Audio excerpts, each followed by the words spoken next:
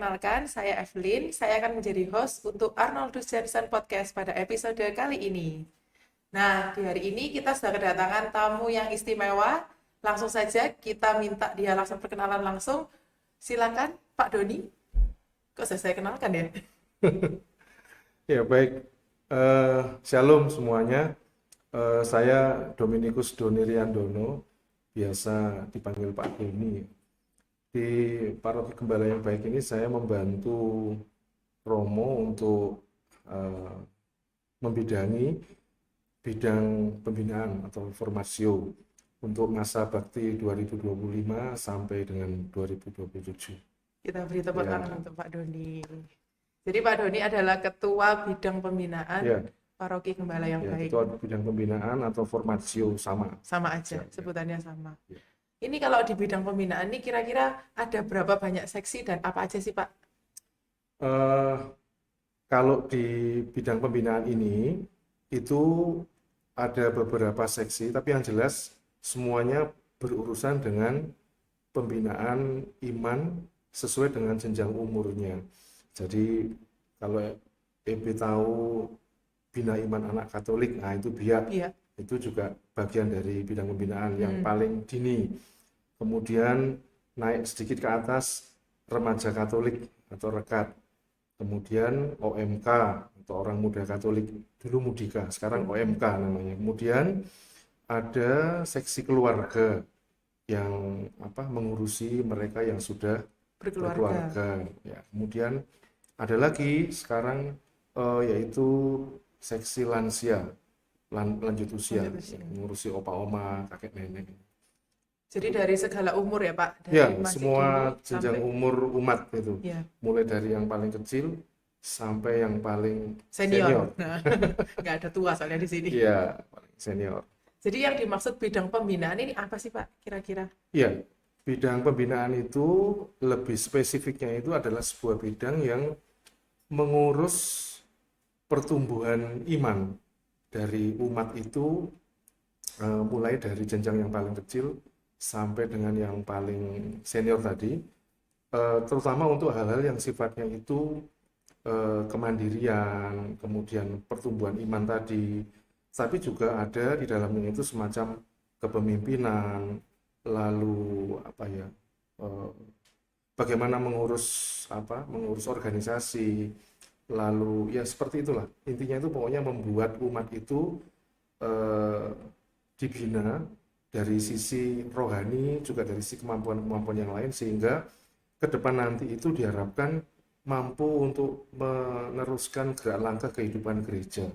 Karena gereja itu kan nggak mungkin hanya para imam, tapi juga bisa terus tumbuh dan hidup ketika ada umat yang bisa diandalkan untuk mengurus itulah. Hal-hal yang berkaitan dengan persiapan itu diurus oleh bidang pembinaan itu. Makanya tadi dibuat berjenjang itu supaya sesuai dengan sejak kecil itu sudah diurus, dibina seperti itu. Jadi mungkin kalau dalam pengajaran itu biar bisa lebih masuk, jadi dibagi-bagi menurut jenjang-jenjang yang ada tadi. Betul. Mirip dengan sekolah pokoknya. Tapi kalau sekolah itu lebih fokus ke formalnya, kalau ini lebih kepada hal yang sifatnya itu rohani. Iya, imannya. Iya, mengimbangi itulah istilahnya.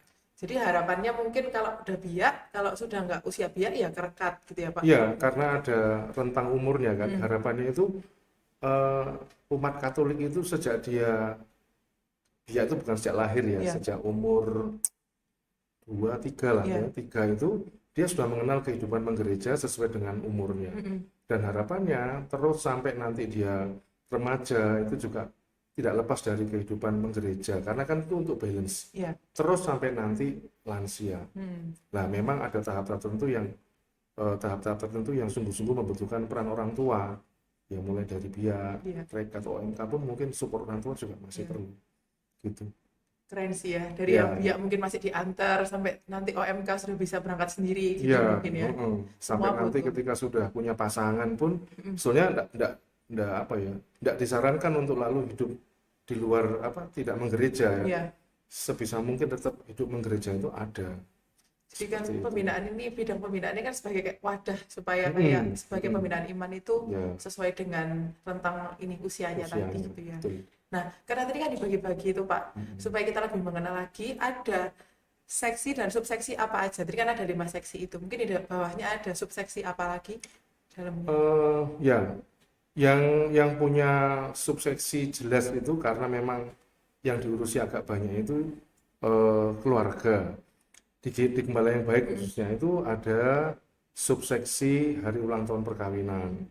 Itu tugasnya adalah mengarrange supaya pasutri-pasutri itu tetap ingat dengan janji perkawinannya, maka diacarakan di gereja dalam bentuk dimisahkan lah. Iya.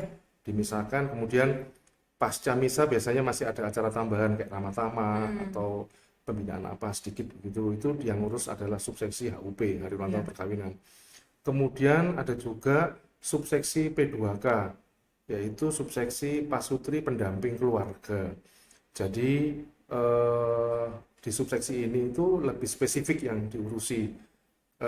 Contoh, mereka bekerjasama dengan AKP.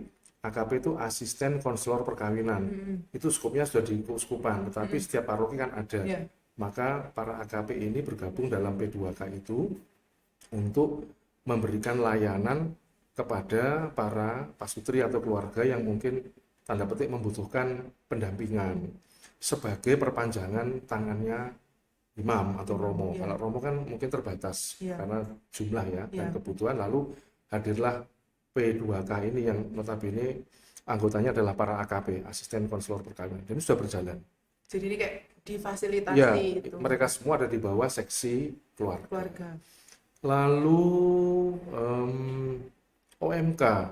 OMK subseksi tambahannya ada tahun ini, yaitu pastoral difabel. Ini baru banget nih buat kami, buat OMK baru banget. Sudah terdengar terus terlihat menarik ini. Boleh dijelaskan lebih lanjut mungkin. Jadi ini concernnya Keuskupan Surabaya, terutama Bapak Uskup yang baru ini, bagaimana para difabel kita menyebutnya difabel, saudara-saudara yang difabel itu terfasilitasi secara baik pastoralnya, kebutuhannya, pelayanan pastoralnya itu terfasilitasi.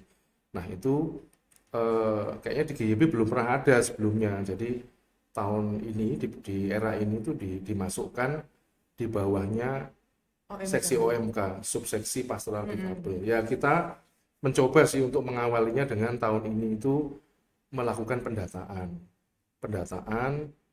seberapa banyak atau ada di mana saja para umat yang saudara-saudara yang difabel ini sebarannya gitu di lingkungan supaya dengan data itu kita bisa bekerja lebih lanjut untuk melakukan pelayanan. Langkah selanjutnya apa nih? Jadi pastoral semacam apa yang dibutuhkan?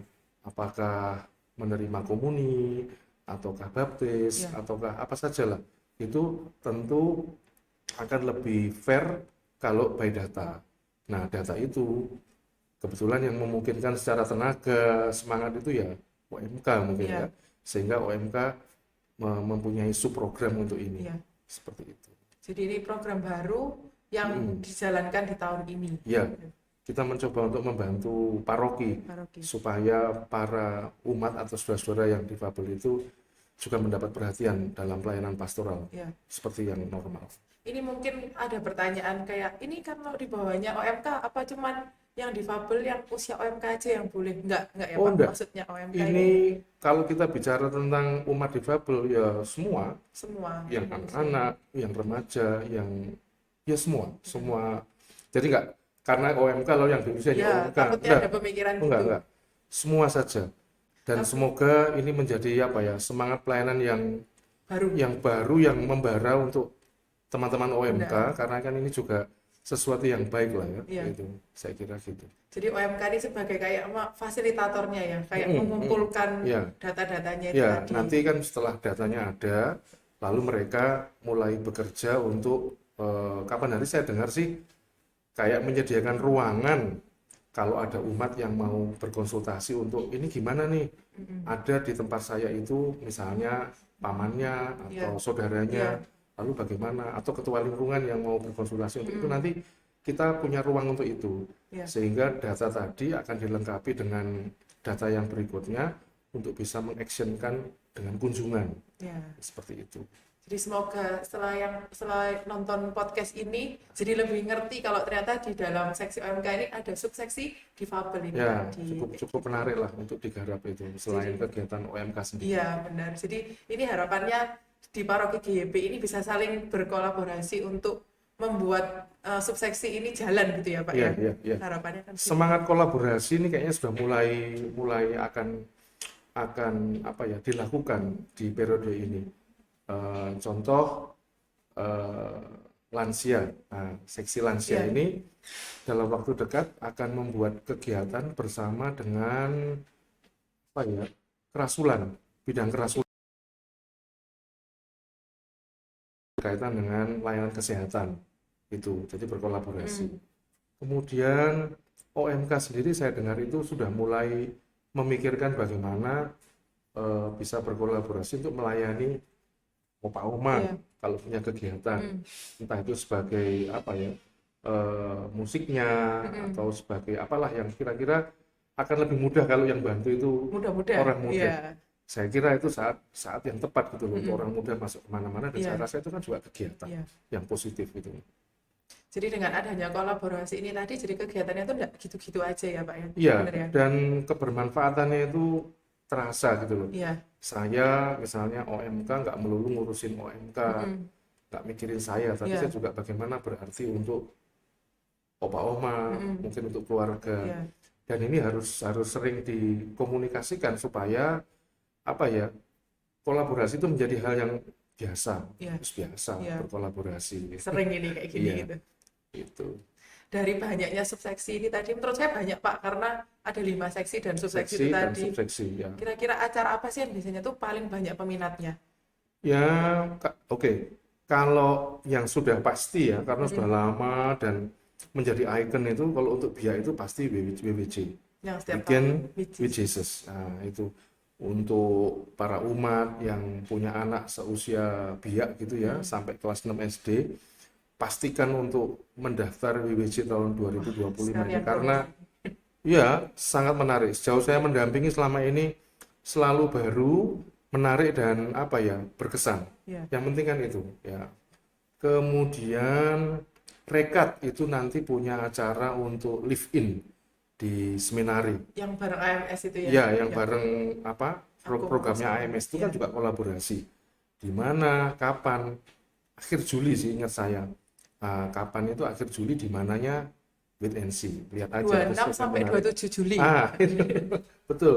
26 sampai 20 Juli, dan itu saya rasa menarik ya. Ya. Karena sesuatu yang baru, yaitu live in di seminari. Di Garum kayaknya.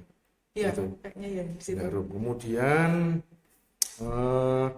OMK itu beberapa kali ini sudah menyelenggarakan kegiatan.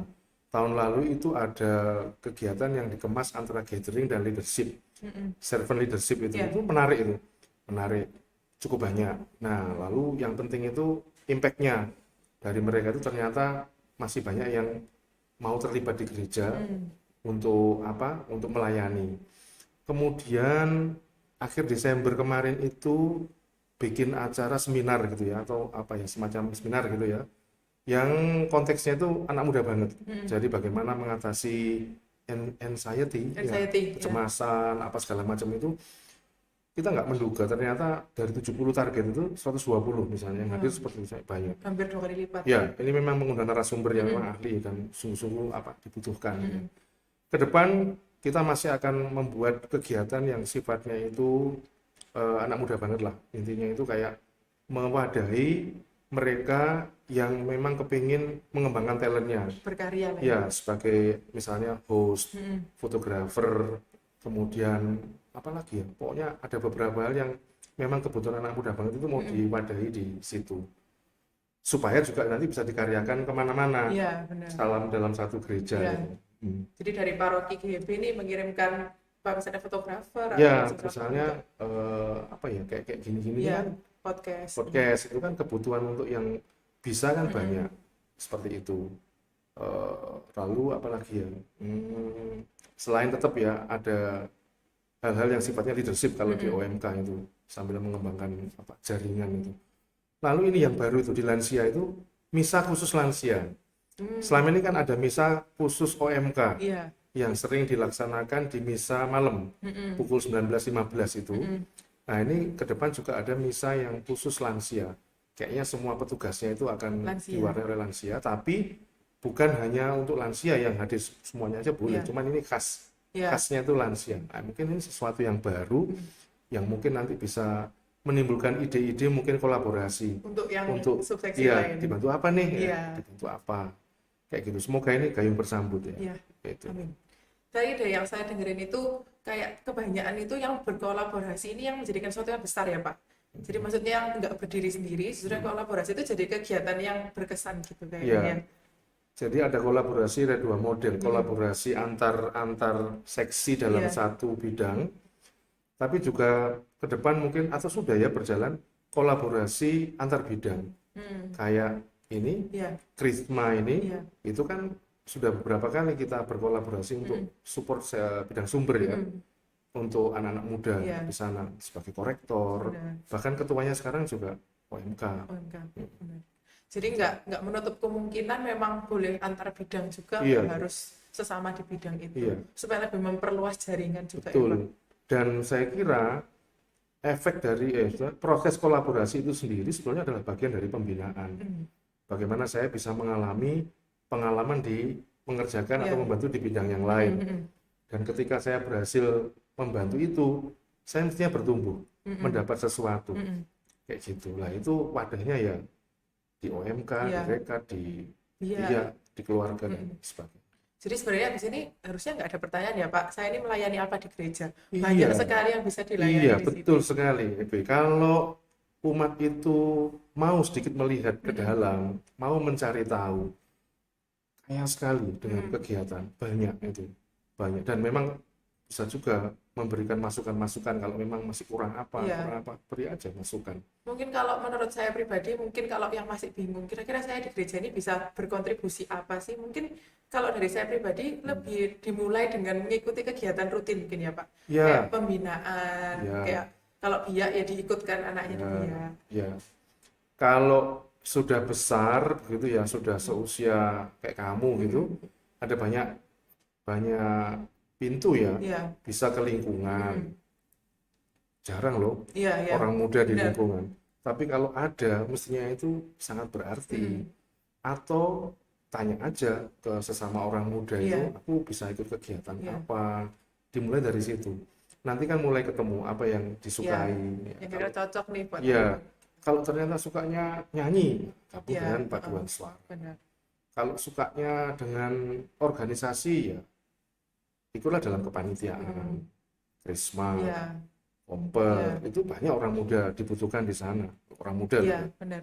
kayak gitu. Sebenarnya mulai aja dulu gitu ya. Iya. Jadi kayak memberanikan diri aja. Betul ya lah. Sekarang yang menjadi pemikiran saya dan teman-teman selama ini, saya kira juga Romo juga membantu lah itu untuk memikirkan itu bagaimana keluarga muda itu bisa support baik dirinya sendiri ke dalam kegiatan gereja, lingkungan, maupun juga mensupport anak-anaknya Iya. yang masih biak, terutama yang masih rekat nih, yang masih remaja Katolik nih, yang usia berapa rekat itu ya? Rekat itu SD, dari SMP kelas 1. SMP kelas 1 itu, supaya mereka punya kegiatan yang positif Iya. di gereja. Nggak terlalu ini sih, menurut saya nggak terlalu merepotkan kalau memang mau menyediakan waktu setiap hari Sabtu malam ya, Iya, jam 7. 7 itu. Iya. Setelah Dan misa setelah sore. misa, ya. Dan itu menarik karena acaranya selalu gonta-ganti gitu Iya. ya. Nonton film, apalagi Yang olahraga anak bersama, muda banget pokoknya iya, gitu. ya. Itu nanti menjadi biangnya untuk bisa masuk ke OMK. Iya. Jadi keren sebetulnya. Ya. Tapi saya yakin tiap seksi dan subseksi ini punya kegiatan menariknya masing-masing gitu. Ya, Yang sesuai lah dengan ya. usianya yang waktu mereka ada di sana Itu. gitu. Yang seksi keluarga itu sudah punya icon, sudah jadi icon malahan itu. Tahun kedua, tahun ketiga ini ya, yaitu olahraga.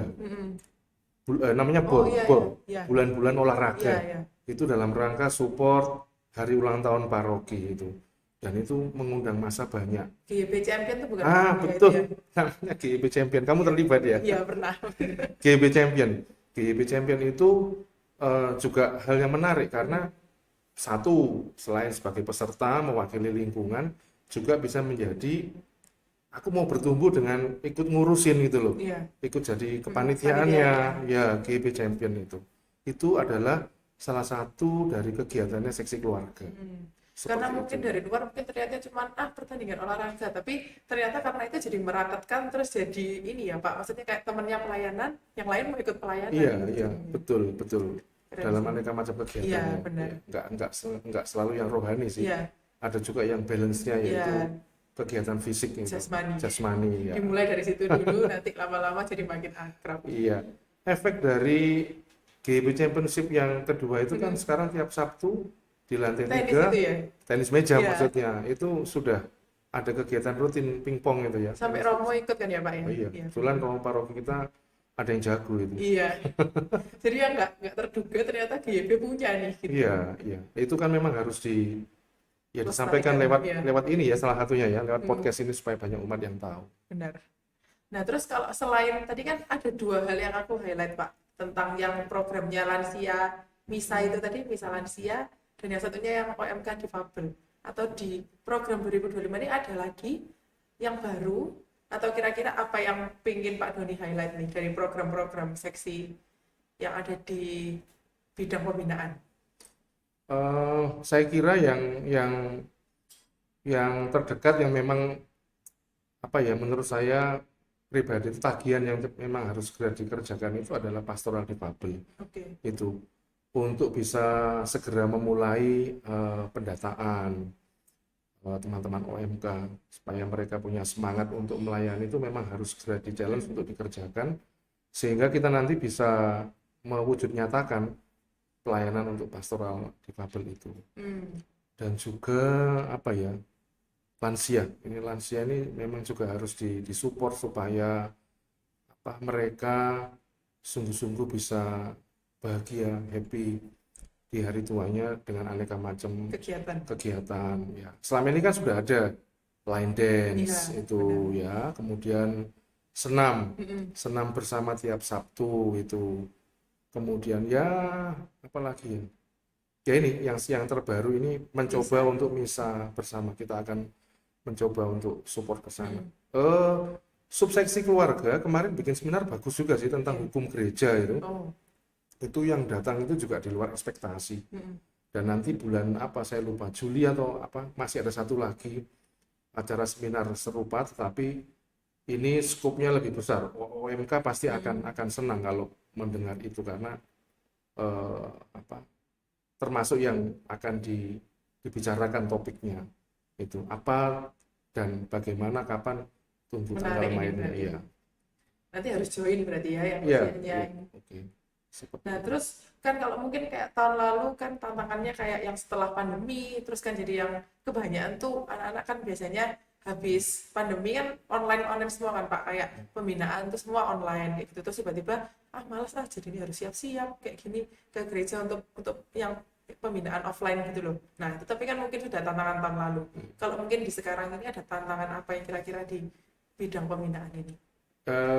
Ya kalau menurut saya sih tantangannya yang pertama untuk yang kurang gitu ya di challenge untuk bisa misalnya gini kurangnya itu adalah kurangnya animo peserta ya program itu kan pasti harapannya adalah diikuti oleh banyak orang banyak umat. Nah, itu tantangannya adalah bagaimana membuat satu program yang sungguh-sungguh menjawabi kebutuhan umat yang memang mau dilayani gitu. Itu untuk yang kurang karena kan kita tetap ada evaluasi ya.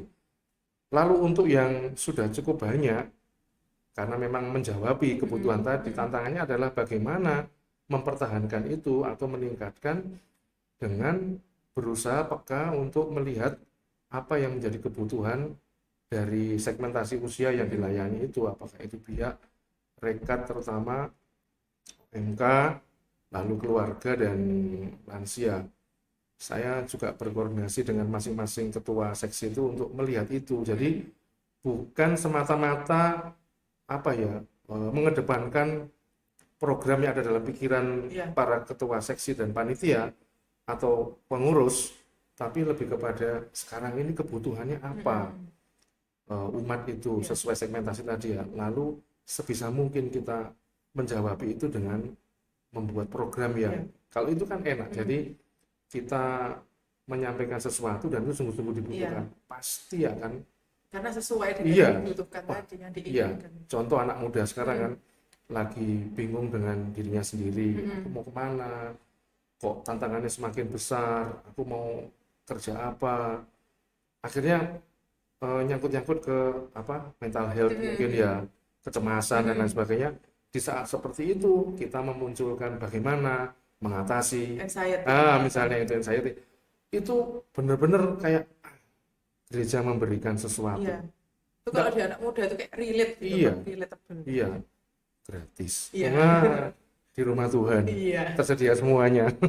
Itu kalau ke psikolog udah bayar berapa ya? Iya, maka kayak gitulah yang kira-kira menurut saya paling pas untuk dijadikan sebagai kegiatan.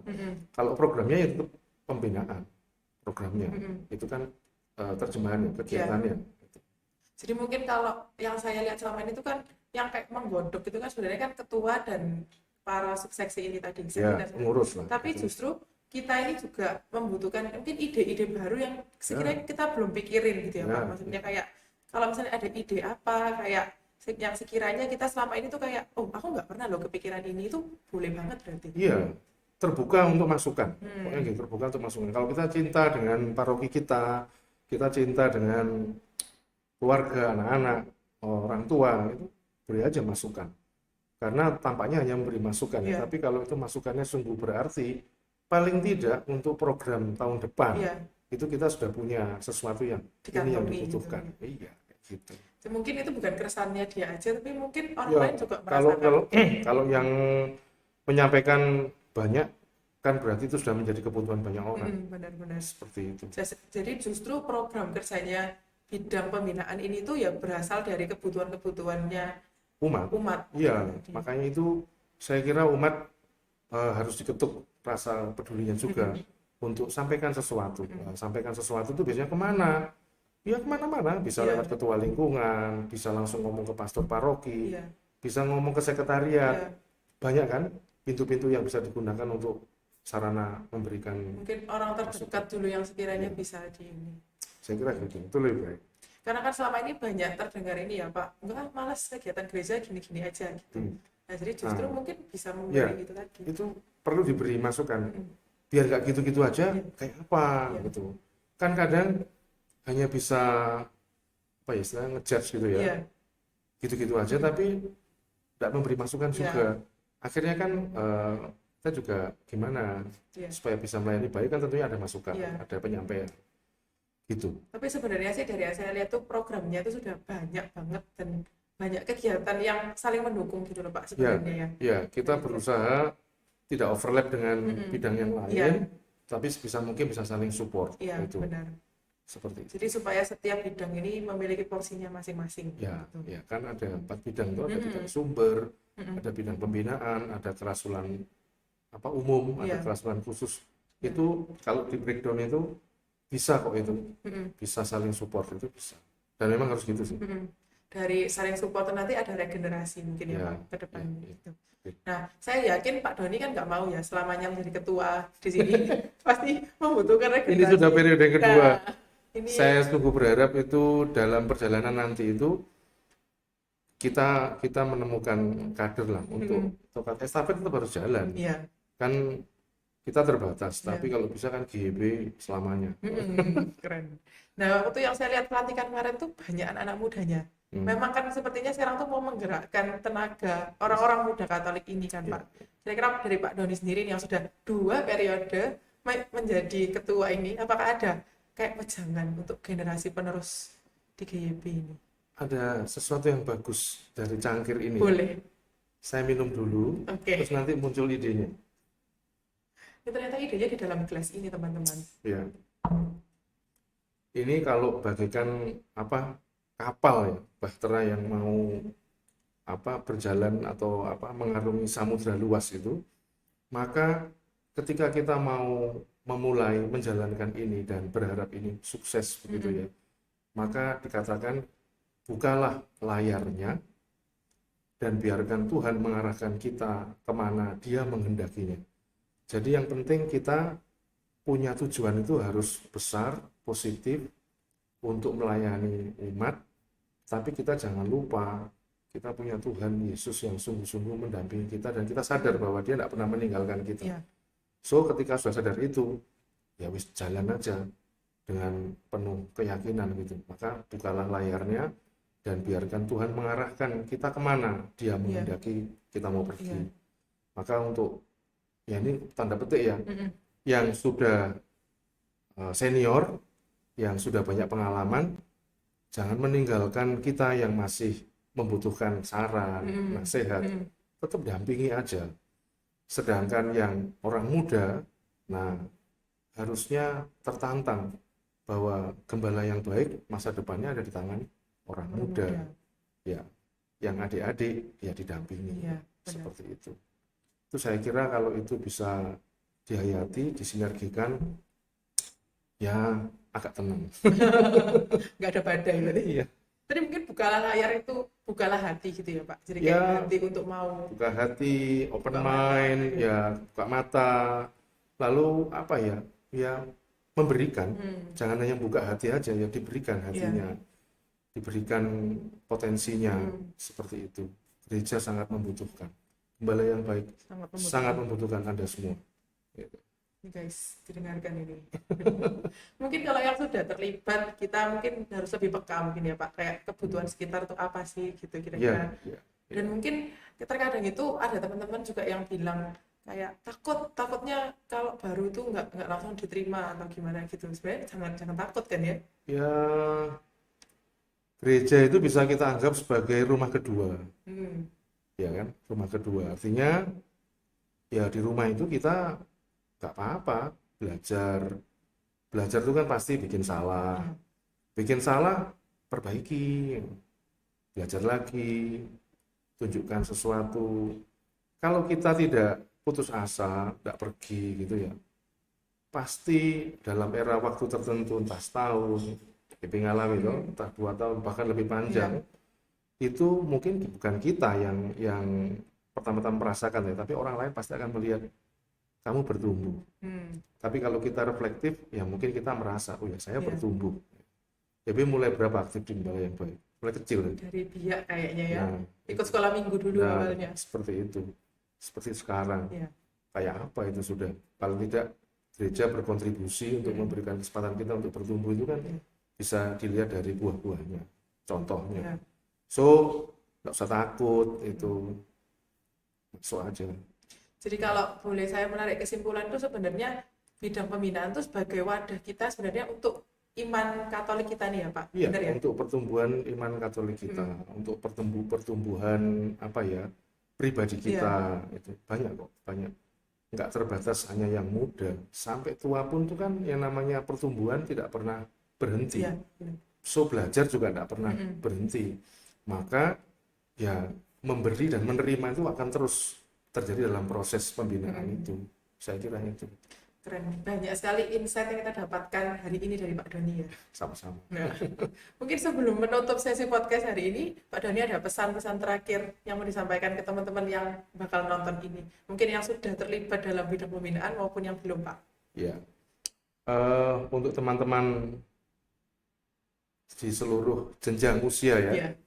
Baik itu yang membina anak kecil, yang membina remaja, teman-teman OMK, saudara-saudaraku yang dalam seksi keluarga atau teman-teman yang sudah berkeluarga maupun bapak ibu, opa oma yang ada di dalam paroki Gembala yang baik.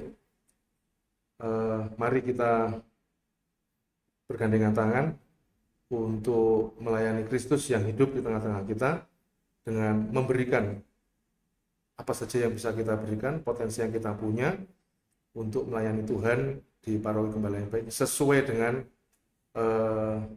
passion kita atau kesukaan kita. Dan semoga ini semua membuat kita semakin berkenan di mata Tuhan. Amin. Paling enggak itu.